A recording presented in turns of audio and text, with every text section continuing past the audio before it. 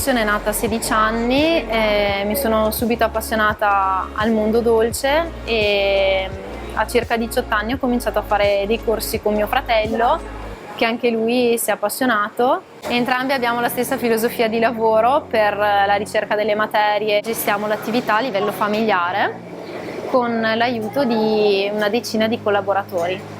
Ci occupiamo della produzione, mio fratello di gelateria e io di cioccolateria e pasticceria. Il nostro locale è caratterizzato principalmente dall'utilizzo di prodotti naturali e dalla valorizzazione dei prodotti locali e del territorio.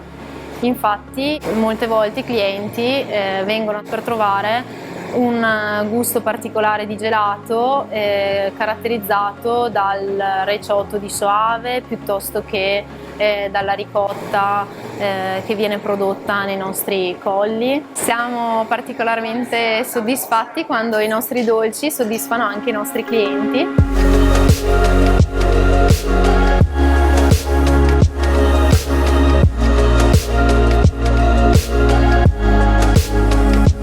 Nell'arco di 7 anni siamo cresciuti professionalmente, dopo 5 abbiamo ampliato grazie ai contributi GAL che ci hanno aiutato ad ampliare la produzione del laboratorio con macchine più tecnologiche ed ampliare anche in parte la sala che al momento contiene un centinaio di posti a sedere. Con il GAL Baldo Lessinia ci siamo trovati bene, i contributi sono stati erogati nei tempi previsti. Ci siamo trovati bene anche con Avepa, che è l'ente erogatore, e speriamo presto di partecipare ad altri bandi.